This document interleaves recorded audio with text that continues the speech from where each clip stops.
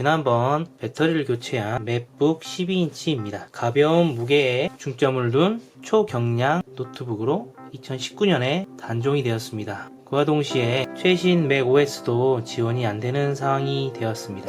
두께를 극단적으로 줄이기 위해 터치패드, 나비지 키보드 등의 단점이 존재하지만 이렇게 꽉 찬 키보드 레이어와 함께 가벼운 무게를 자랑하죠. 무게는 900g이 좀 안됩니다. 극단적으로 두께를 줄일 경우에 발열을 해결하기 위해 전력 효율이 좋은 인텔 프로세서 코어 M 시리즈를 탑재하게 됩니다. 하지만 성능까지 낮아져 논란이 되었죠. 아쉬운 점이 M1 프로세서를 탑재해서 시장에 내놓았다면 정말 좋았을 것 같습니다. 맥북 에어도 M1이 탑재되면서 가성비가 비교도 안되게 올라갔죠. 근데 에어라도 1.3kg인 것에 대비하면 400g의 차이는 매력적일 수밖에 없습니다. 자, 우리가 사실 개발자 및 영상 편집자 등을 제외하고는 주변 일반인들은 웹서핑, 유튜브 정도만 사용하기 때문에 충분한 성능이라고 생각이 됩니다. 영상 재생 등 웹서핑 등에 무리 없이 활용할 수 있습니다. 자, 전체적으로는 맥북 프로만큼 빠르진 않지만 가벼운 작업에도 많이 느리지 않다라는 점인데요. 논란이 됐던 게 낮은 성능에 비해서 높은 가격이 문제였던 것 같습니다. 현재는 중고로 20만원대에 구입할 수 있기 때문에 이 맥북의 컴팩트한 매력을 느끼고 싶다면 구입을 추천드리겠습니다. 제가 소지한 맥북의 경우 2016년형 인텔 코어를 탑재하고 있습니다. 인텔 코어 M3 제품입니다. 제일 낮은 단계의 제품입니다. 근데 이제 2015년형은 너무 성능이 좋지 않아 2016년 이후 버전을 사용하시는 걸 추천드리겠습니다. 그럼 기존의 몬테레이 맥OS에서 벤츄라로 설치를 진행해 보겠습니다. 우선 벤츄라가 지원되는 모델을 확인해 보겠습니다. 맥OS 벤츄라는 다음 컴퓨터와 호환이 됩니다. 자, 맥북 프로 같은 경우 보면 7년형부터 지원을 하고 맥북 에어도 2018년형, 맥북은 2017년 레티나도 지원을 하네요. 맥북 프로 2017년 이후의 버전을 지원을 합니다. 이거는 2016년이라 지원을 안 하네요. github.com에서 릴리즈 이 사이트에 가서 패치 GUI 앱 zip을 다운받습니다. 자, 그리고 필요한 게 USB 16기가 이상 되는 스토리지가 필요합니다. 자, 오픈코어 패치 실행을 시켜줍니다. 자, 열기 클릭, 암호를 넣어주겠습니다. 자, 설치가 완료됐네요. 빌드 앤 인스톨 오픈코어를 클릭. 인스톨 투 디스크. 디스크 0번, 맥OS가 설치된 디스크 0번에 설치를 해줍니다. 그 다음에 디스크 0번에 EFI를 클릭. 용량은 다 다를 수 있습니다. 리부트 클릭해줍니다. 여기 보면 오픈코어 패치라는 게 설치가 되었네요. 클릭. 포스트 인스톨 리부트 패치를 실행을 해줍니다. 리버트 룻 패치를 클릭합니다. 16기가 이상의 USB를 준비합니다. USB를 먼저 포맷 해줄까요? 운영 프로그램에 가서 유틸리티, 디스크 유틸리티가 있죠. 보기에서 모든 기기 보기, 지금 샌드 디스크 크루저 포맷을 해주겠습니다. 지우기 누르고 여기에 포맷 방식은 기본으로 접힌 맥OS 확장 저널링으로 잡아주겠습니다. 그리고 설계 GUID 파티션 맵으로 잡아주셔야 됩니다. 그리고 지우기.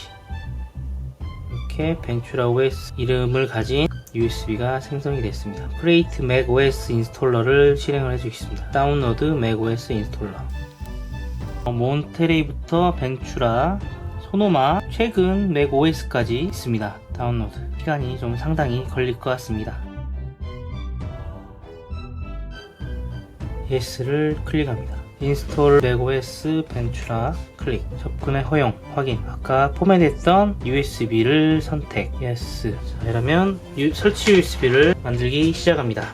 설치 USB가 만들어졌습니다. Yes를 클릭합니다. Install to Disk 클릭. 자, 여기서 중요한 게 설치 USB에 오픈 코어 패치를 하는 과정입니다. 당연히 설치 USB를 선택합니다. 그리고 EFI 클릭. 만들어졌죠? 리부트 하겠습니다. 옵션 버튼을 눌러주도록 하겠습니다. 화면이 사라지고 검은색이 되면 옵션 버튼을 클릭해서 부팅을 해줍니다. 자, 그러면 EFI 부트, 인스톨 맥OS 벤츄라를 선택합니다. 맥OS 복구라는 게 뜹니다. 만약에 자 클린 설치를 하실 분들은 디스크 유틸리티에 가서 디스크를 포맷하면 되겠습니다. 하지만 저는 포맷이 아닌 업데이트를 하기 때문에 바로 맥OS 벤츄라 설치를 클릭합니다. 계속 클릭, 동의. 맥OS를 설치할 디스크를 선택합니다. 자, 내부 디스크 클릭, 계속. 자, 그러면 37분 정도 걸리네요. 설치가 진행되는 동안 자, 이렇게 메뉴가 3가지가 나올 경우가 있습니다. 이럴 경우는 맥OS 인스톨러를 선택을 합니다. 이 재부팅이 한 4번 정도 됩니다. 그래서 맥OS 인스톨러를 선택해 주시기 바랍니다. 자, 이런 식으로 맥킨토시 HD만 나오게 될 때까지 맥킨토시 HD를 선택합니다. 이렇게 설치가 완료됐습니다. 업데이트가 완료됐는지 봐보도록 하겠습니다. 정말 오랜 인고 끝에 설치가 완료되었네요. 설치 후에는 인덱싱 중이라서 조금 느릴 수 있습니다. 벤츄라 13.7.1이 설치가 됐습니다. 자, 이제 마지막 단계입니다. 오픈코어를 실행해서 맥디스크에 패치를 적용해 줘야 합니다. 오픈코어 패치. 오픈코어를 패치를 합니다. 빌드 앤드 인스톨 오픈코어 인스톨 디스크. 여기서는 디스크 0번에 맥 디스크를 선택. EFI도 마찬가지로 선택하고 리부트. 마찬가지로 처음처럼 옵션 키를 누르면서 재부팅을 하겠습니다. 옵션 키를 지금 눌러줍니다. 자, 그러면 EFI 부트라는 게 활성화됩니다. 바로 컨트롤 키를 누르게 되면 원형으로 되죠. 이걸 클릭. 자, 이렇게 되면 부팅 시에 피커 모드가 자동으로 활성화되었다가 넘어가게 되는데 그러면 정말 성가시죠. 그래서 이것도 비활성화를 해주겠습니다. 자, 부팅이 완료되면 오픈코어를 다시 실행을 합니다. 세팅 클릭하고 쇼 오픈코어 부트 피커라는 거를 해제합니다. 리턴 후 다시 빌드 앤 인스톨 오픈코어 인스톨 디스크, 그리고 디스크 0번 클릭. 마찬가지로 디스크 0번 클릭. 다시 리부트. 마지막입니다. 이제는 피커 모드가 없이 바로 부팅이 됩니다. 설치가 모두 완료되었습니다. 난이도는 일반 운영체제를 설치하는 난이도로 위의 사항을 천천히 따라하시면 충분히 설치를 할 수 있을 거라고 생각됩니다. 디스플레이는 현재 설치가 안 됐나 봅니다. 디스플레이가 20메가라고 되어 있네요. 벤츄라 설치 도중에 문제가 좀 있었습니다. 바로 여기 있는 그래픽 드라이버가 잡히지 않았던 문제인데요. 몬테레이부터 초기화 시킨 뒤에 다시 했었습니다. 설치 도중에 보면 오픈코어 레거시 패치를 설치한 후에 포스트 인스톨 루트 패치라는 걸 합니다. 지원되지 않았던 하드웨어를 지원할 수 있게끔 하는 게 바로 포스트 인스톨 루트 패치라는 작업이었습니다. 리버트 루트 패치를 클릭합니다. 설치를 해줍니다. 왜 안 돼? 페일이야? 네. 이게 실패를 했었는데요. 몬테레이로 다시 초기화해서 드라이버까지 모두 설치가 제대로 된 걸 확인할 수 있습니다. 몬테레이에서 벤츄라로 넘어오면서 확장된 디스플레이 해상도입니다. 기본적으로 맥북의 해상도는 2304에 1440을 지원을 합니다. 몬테레이는 최고로 1440 거기 900밖에 지원을 하지 않습니다.